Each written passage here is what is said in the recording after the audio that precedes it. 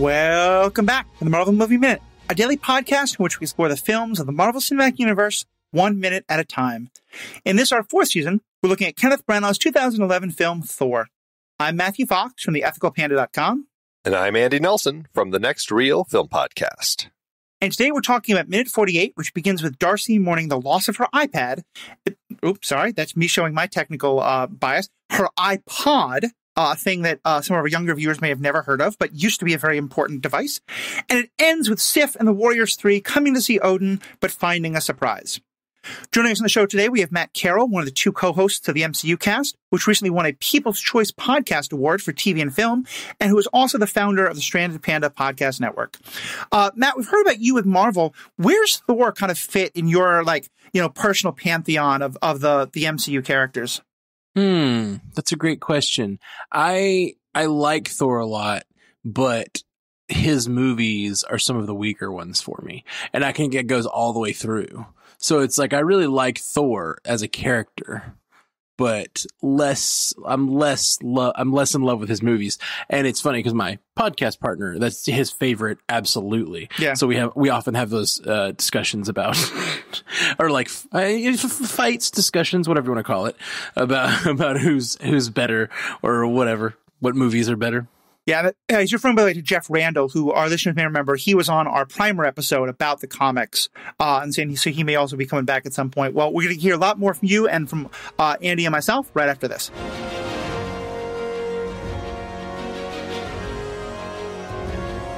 We love delivering content to our listeners that's free of ads that you just don't want to hear. We also love producing this show for you, but it does take time and cost money. Can you help us out by becoming a member for the season? Membership is just $5 a month, or you can get a discount if you join at the annual rate. Learn more at truestory.fm/Marvel Movie Minute.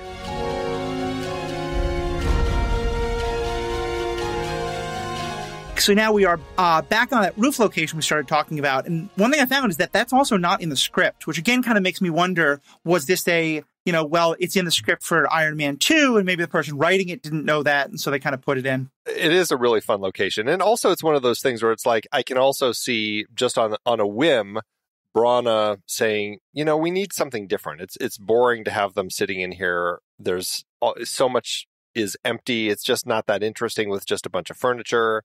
Hey, what if we put them on the roof? Like, I can totally see something like that happening. But I also like the idea that they wanted to mirror the Iron Man 2 moment. And here again, we get Darcy talking about, as I said, her iPod, which is I actually never owned one, but, they were super popular, kind of the precursors of the smartphones and all that. They were great. Yeah. Pocket ways to carry all your music around with you. She's very sad. She had just downloaded a bunch of songs. And Matt, on your podcast, you guys went so deep into WandaVision. I know the Darcy, her character in that was someone you were so interested in. Is it interesting to you to see kind of this version of Darcy, who's not really a scientist yet? She doesn't care about the research. She cares about her iPod being lost. Oh, for sure. Yeah. And with the iPod thing, it makes me laugh because even her comment about just downloaded 30 songs on there is like, we don't even download songs anymore. That's not how we pay for music anymore. So for at the time, someone listening to that today would be like, what do you mean, on Spotify? Just hit the download button? I don't understand. But back then, that's $30 she just spent, or $32 if she used whatever, if they were premium tracks. That was money back then. And now it's very strange. The world has changed so much. And yeah, the character Darcy's changed a lot, but she still has that sort of snarkiness and focus. Even in WandaVision, her sort of focus on the sort of meta narrative of what's going on is very enjoyable when put up against what the dire stakes that they're all facing. She's still focused. She's really involved with the WandaVision of it all. So it really matches her character. It's interesting to see she becomes so much more competent, but she still keeps that sort of lack of care for the big thing, or over focus on the small thing, maybe is how I should put it. It's interesting to me because they clearly develop this wholly unique character really well, to the point where, she came back, as you were just saying, in WandaVision. That is really interesting to me that they did that with Darcy from this moment all the way up through that.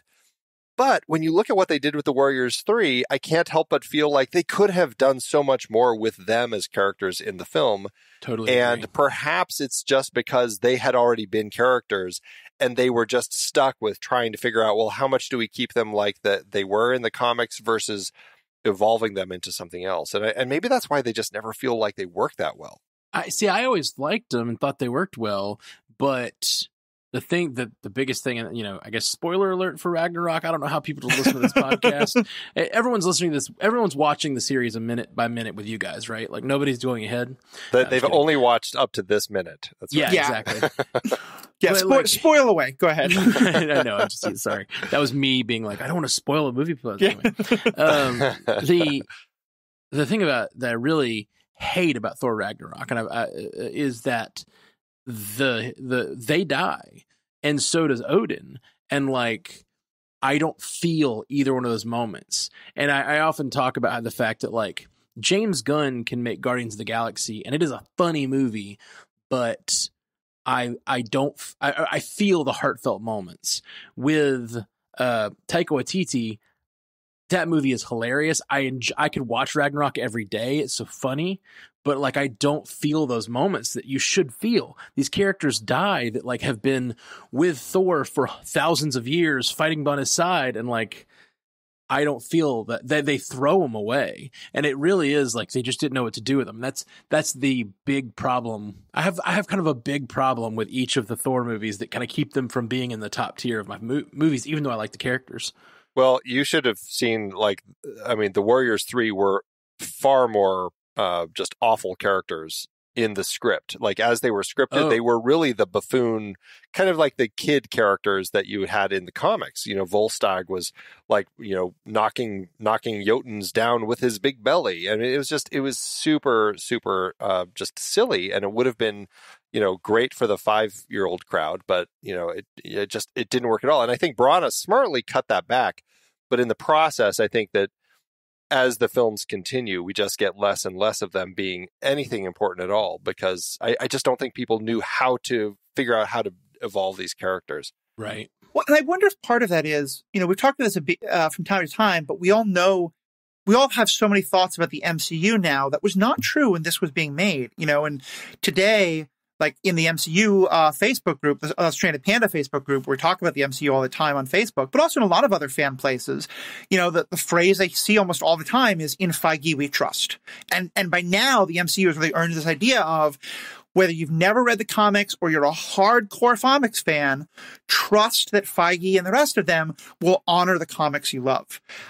That was not the case by this point. And I think there was, I wonder if part of this was that, because there were a lot of comic book fans who weren't yet fully on board with the MCU, or were always like, oh, are they going to, respectfully treat the stuff that I've loved and read for 30 years, that there's sort of sense of the Warriors 3, well, we have to include them, because they don't, especially the way they're written, it feels like they don't fit the tone of a lot of things, and Branagh didn't really know what to do with them. And I think you're right, he could have used them in very different ways.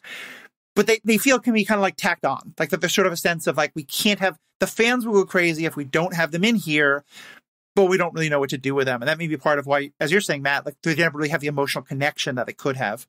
Yeah. Well, and I feel emotionally connected to them to some degree just because Thor does. And so like, you don't have to have characters that you can really buy into, even as long as the character of Thor believably loves those characters. You know what I mean? And like, I think they had that with the Warriors 3. It's interesting you mentioned the script. I did not know that they were written a little more broadly.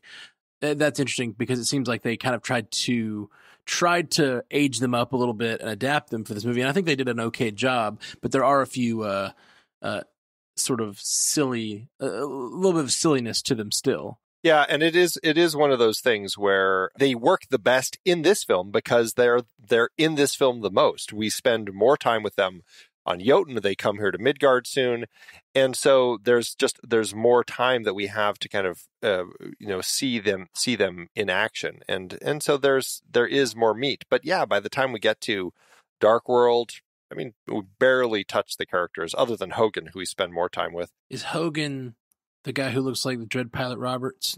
He's the one who's played by Tadanobu Asano. Okay, gotcha. Yeah. I had them like written in my notes as like Gimli and Dread Pirate Roberts or Wesley from the Yeah. I don't know their names. That's how bad. Like, as a guy who has been doing a podcast for 7 years, I don't know their names still, and that's so sad to me. Yeah, exactly. And that's Volstagg is the one that you're talking about. Yeah, he should have been. They all should have been much better characters. Well, and we're going to get a lot of them at the very end of this minute, and of course in the last couple of minutes as we wrap up the week. But jumping back just to where we were, so now Erik starts talking about what we were kind of alluding to earlier this week, that he does know about S.H.I.E.L.D. And he mentions two people without name dropping them. And he first says, I knew a scientist of gamma radiation who, was contacted by S.H.I.E.L.D. and then no one now knows anything about him. And then he mentions someone else who he wants to email. Let's first talk about that first one. Who do we think that is? Or the person who might have disappeared after S.H.I.E.L.D. was in contact with them? pretty sure it's the leader. Mm-hmm. Which I'm not remembering his comic's name. Samuel Stearns. That's right. It was Mr. Blue in the Hulk movie. I'm pretty sure it's the leader. Because that's I think the first, people's minds first go to Banner, but like the fact that he was contacted and then just disappeared seems like a different thing than the Hulk who like fought in Harlem and everything. I don't know how public it was that Banner becomes the Hulk or whatever. Well, and what's interesting is these three films, like The Incredible Hulk, Iron Man 2, and Thor, are all happening at this exact moment. And actually, that's right. Harlem hasn't happened yet. In fact, at this particular point in time, Bruce has just come back to the States and is actually at Culver University and is about to Hulk out for the first time in a very long time. Or actually not that long, since he was down in Brazil. So on his way up. So has the leader... So the leader, I mean, he's doing research. Obviously, that's one of the reasons Bruce came back up here. But according to the MCU Wiki, which this was all interesting. I just kind of dug into this earlier today because I was curious about this. So Bruce, he started his experiments to recreate the super soldier serum using gamma radiation instead of the Vita radiation. That was 2005 when that started. Before that, though, he actually, just going all the way back in Bruce's history, he and Betty graduated from Harvard around 1991-ish. And then if they went to grad school, I don't know. But then they went to Culver. And that's where they met Erik Selvig and actually worked with Erik Selvig so Bruce was doing nuclear physics, biochemistry, and was a member of the bioscience department. He met astrophysicist Erik Selvig at this particular point in time, and potentially Jane's father, which is kind of an interesting little element that she didn't know about Banner. He was, all of this stuff was happening. So they've known each other since potentially as early as the early to mid 90s. Oh, then I'm wrong for sure. Again, Marvel, they kind of go back and recreate all of these things as they retcon things and put all this stuff together. So I'm just reading it straight off of their website. But I find it really interesting that they've kind of pieced this together. And I shouldn't say their website. It's the Marvel Cinematic Universe wiki website. I don't know how official that is, but yeah.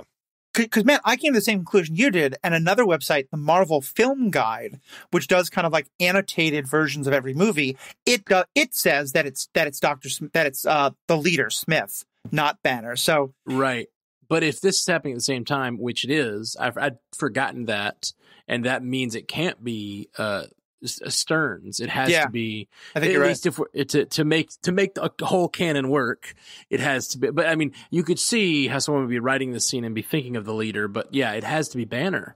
If it's anyone, you know what I mean. It could have been Banner's friend who was working on Gamma or something like that. You know what I mean.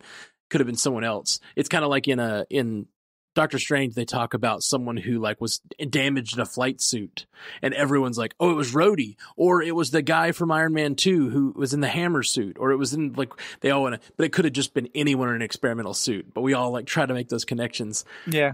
But I think it's probably Banner then. That's cool. Yeah, it's interesting. Well, and with the other one, again, something cut from the script doesn't mean it has to be canon. But when Erik says, "I'll contact someone," in the script, it's Dr. Pym. which I think would also have made sense that there's another fun connection because, we know that Dr. Pym has had connections with S.H.I.E.L.D., going way back to the 80s. So it makes sense. And has a real like hatred for them. We know now. Yeah, right. Which is, it's kind of neat to think about, like Selvig contacting his friend who's been sort of like antagonistic to S.H.I.E.L.D. And that's cool. Yeah, because that would certainly explain more of why Erik is so afraid of them. If he had Pym whispering in his ear about what they're like. Yeah, exactly. Sure. Exactly. Yeah, that's really neat. Like, part of me wishes that they had kept that in, but I guess since Ant-Man is almost a decade away at the time we're making this, and like just they had no idea if they'd use it, or even I wonder if they even had the rights. Because I know there's been such a thing about all the I don't think there was any Ant-Man visual property before this, was there? Not in live action. Yeah, I don't believe, and I don't think Ant-Man ever was. It was generally Universal or Fox that had particular rights issues, and I don't think Ant-Man was ever tied up in any of those. So fans, if you are diehard fans of the Spider-Man cartoon or anything like that Dr. Pym was ever mentioned in or something like that would give someone the rights, let us know. But it's just fun to see, again, how much they're planting the seeds of connecting all these things. Yeah, and I think they do things like that where they'll write it in the script and then go, okay, so like we want to say the thing about the scientist and we could retcon it that it's Pym, but like since we don't know for sure what we're going to do with Pym, like, and it's possible, years later when they find out it was going to be Scott Lang was going to be the Ant-Man they were going to use, we found out that. We don't know for sure if they'd made that decision at this point. So like they may have been deciding whether maybe Hank Pym's still a young guy, like maybe he's not older and like maybe Selvig wouldn't have known him. And, they haven't solidified the canon to that point yet. So they're still kind of like, they include these lines. They're like, this could be someone, or it could be, you just made an assumption and we can do whatever we want. Keeps their creative freedom. Yeah, it speaks to why they felt more comfortable talking about somebody involving gamma radiation because that movie had already come out. Whereas this particular property, they're like, well, we're still figuring out. Yeah, they're navigating the waters still. They weren't really sure how they wanted to deal with that. So because they didn't want, it's funny because, they already had to deal with that when it came to showing the gauntlet down in Odin's vault because, later they had to say, well, we've got to deal with that somehow. Let's have Hela call it out as a fake. And so it's, it's fun when they do that. But obviously that was an element of them saying, well, let's figure out how we can retcon this. Yeah, we just had someone write in on the Marvel Cinematic Universe podcast where they're like, how does this why is there a thing in Thor 1 and why is the gauntlet in Thor 1? And we had to explain that all again because we talk about it. These conversations happen over and over again, but we were still talking about like it still doesn't make a lot of sense that there was a fake gauntlet for a thing that didn't exist yet. Like the Infinity Gauntlet didn't exist, but there was a knockoff, and I guess you have to believe it maybe like it was a theorized weapon that could be able to hold all the stones, and like people had thought of it but never actually created it, and then Eitri in Infinity War creates it. That's funny. We didn't really, we talked about the fact that it's there. We didn't go into the fact that why do they have a fake if they didn't even know they were going to need it, especially in Odin's vault, which is a place where they store things that are potentially dangerous and could lead to Ragnarok. Like, why would he just store a fake of it? Odin doesn't do anything to create a look that he is more glorious than he actually is, right? Never. He would never. Nothing at all. Nothing at all. Odin is very upfront, and he doesn't. There's no secrets behind Odin. He's like all on Front Street. Can't imagine where Loki got the ideas he does of what his father would like later. I see. I make that joke, but that makes a lot more sense. Like Hela was literally going around hating the things that Odin had put forth that were false. Like she destroys that ceiling to show the work. And so when she pushes over that gauntlet, she's like, I don't like how fake this place is. And because she doesn't just say it's a fake, she pushes it over. Right. Which is, it kind of fits her theme weirdly, which is nice. It's one thing we talked about before in the scene when Odin is telling, young Thor and young Loki this very sanitized, look how wonderful we are version of history. And of course, now having seen Ragnarok, we know all about Hela. It's just, I have no idea if they knew that going into making this movie, but it adds so much more depth to it. And certainly we're gonna later get to, Odin and Loki again, many minutes down the road, and Loki thinking his father wants him to conquer the Jotuns, and just Ragnarok changed it so much. Pulling back to this minute, though, we're going to get to Asgard and the Warriors 3 and all that in just a second, but I just need to call out one more great Darcy moment that I think it's perfect that it bookends the scene. Is we start with her only caring about the iPod that was stolen that doesn't seem to matter at all. But again, then at the end, her knowledge of the mundane matters, because Erik is like, well, I'll email my contact. I'll figure this out. And Darcy's the one to point out, they took your laptop. How are you going to send an email? Can I throw, before we move on to the last moment here? Go for it. In the other scene, y'all talked about technical things. One of my favorite technical things they do in film is a really good focus pull. I absolutely love the focus pull in this, when Erik he's made it clear to the audience, at least, that he knows something about S.H.I.E.L.D. She is just dejected, and Jane puts her head down and says, "Who are these people?" And then it focus pulls to Selvig with his very concerned face, and it's a really, really good focus pull. Yeah, that is a great moment, which highlights the information that he has. And just speaking of technical stuff, also, we've called out the fantastic Dutch angle shots that Branagh uses all over the place throughout this film. But my favorite moment in this particular scene is right after that line you just called out, Matthew, when she's like, "They took your laptop." And Erik kind of has a look on his face, and Jane turns to him. And then we cut to this fantastic Dutch angle shot. And then this is a much farther away. Like we're probably on the ground looking up at them. And it just makes him feel that much more dejected. Like it's like it just pulls us away from him, and he just feels so depressed and sad right there. Just total like little gray cloud moment. Well, because to me, it's the sad dejected, but it also just makes them all feel so small, there's this huge governmental thing happening. And I think it's very intentional, because that's a great lead into the next shot, which is then we're cutting back to, we'll be in the throne room in a second, but we start with just this like kind of going down the path to see the palace, and then moving up, because again, I think it just shows like how huge, and we started out seeing all these very welcoming, like everyone's on the street having fun shots of Asgard. Now, I think this shot especially, just you get a sense of like, if I was walking around the street and that tower was over me all the time, it's a pretty imposing, like the majesty and power compared to you as just a little citizen of Asgard. Valaskjalf, it just looms everywhere you go in Asgard. And it's a great shot, like zipping along the Rainbow Bridge, then to look up at this massive golden palace. What is great about it, and what's great about just like the Asgardian sky, is the fact that it goes from sky to stars so quickly. And so when you look up at Valaskjalf all the way up to the top tower, that we barely see right at the last frames of this particular shot of it. It's so tall that it's just surrounded by stars, and that just makes it seem even that much bigger. It's impressive. And so, of course, then we get the scene of them in the palace. They're coming into the throne room, and they're all walking in with their eyes downcast and their hands over their chest, like already in that salute pose.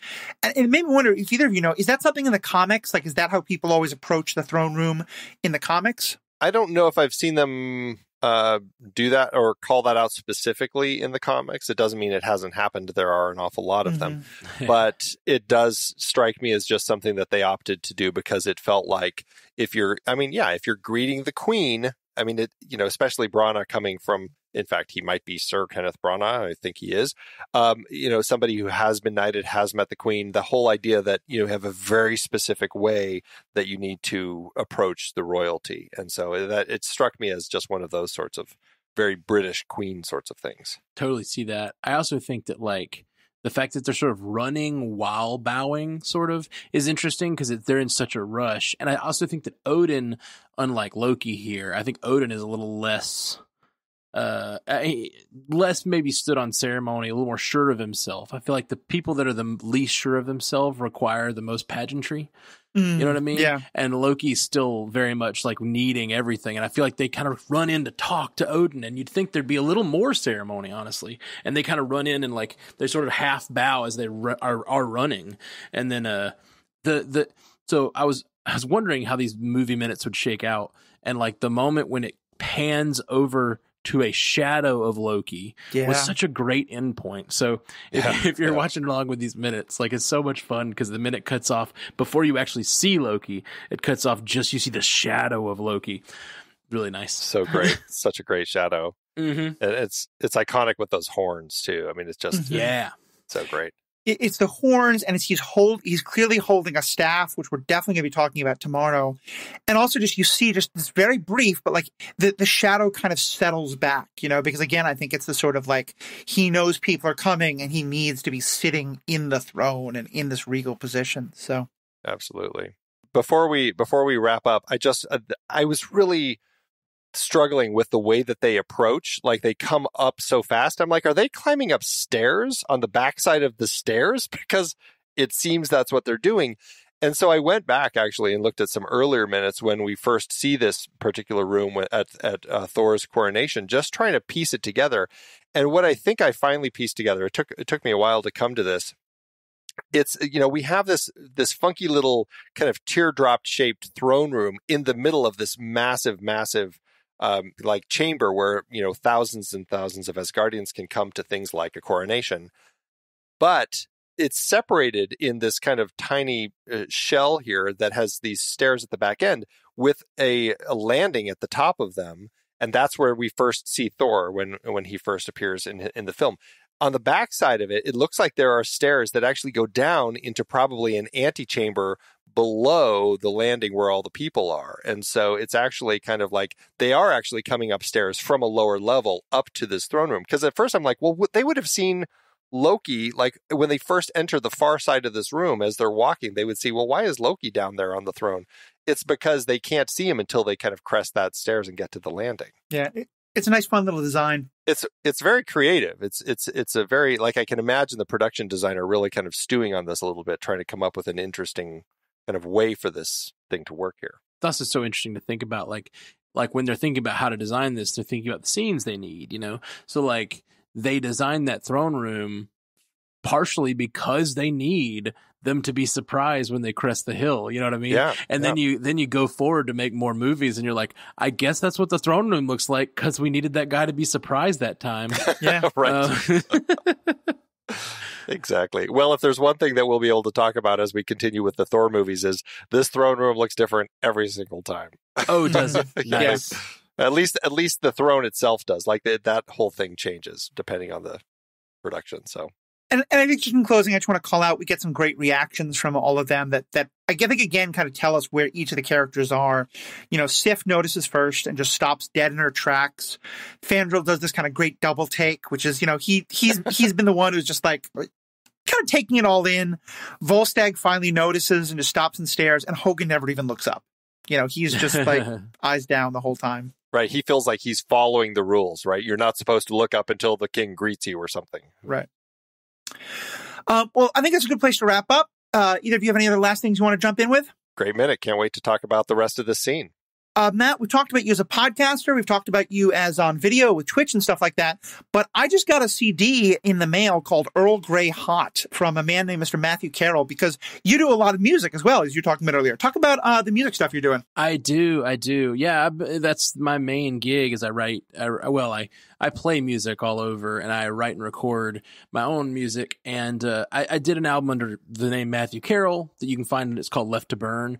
But what might be more interesting to the kind of geeky crowd is I started a band called The Garage, and it is all sort of like songs based on episodes and movies of like geeky things. So I've got a double album. The thing you're talking about is a double album based on Star Trek episodes. It's called Earl Grey Hot and Save Each Other. They're both online now, and you can find them on Spotify or whatever. And the song that would probably be the most applicable to this crowd is I've got a song called Welcome to the World. I won't spoil it. There's a little bit of a like a twist, I guess. But just look up Welcome to the World by The Garage. It's Marvel related. But I've got some Star Wars stuff and some Star Trek, Star Wars, cosplay, song about cosplay, kind of. It's a ode to my podcast partner Jeff Randall, actually, called Steampunk Douchebag.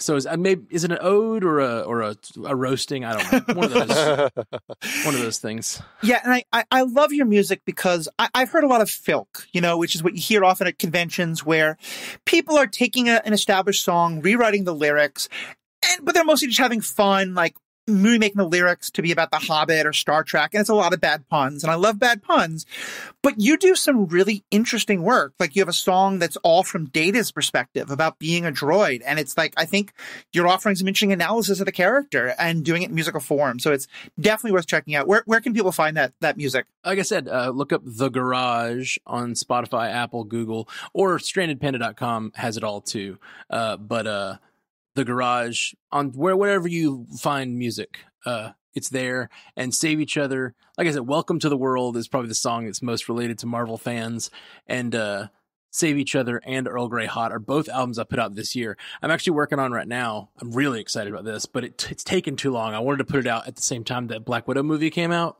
but I'm working on a Black Widow album where each of the songs is a different appearance of Black Widow, and I kind of break down her character and her journey through that movie and sort of like give a different song for each of her appearances.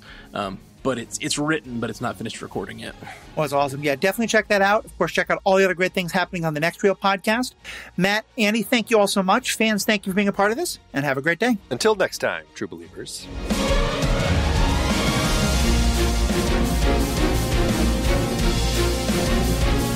Marvel Movie Minute is a production of True Story FM, engineering by Andy Nelson. This season's music is One Last Ride by Martin Puringer. Find the show at truestory.fm. And if your podcast app allows ratings and reviews, consider doing that for this show.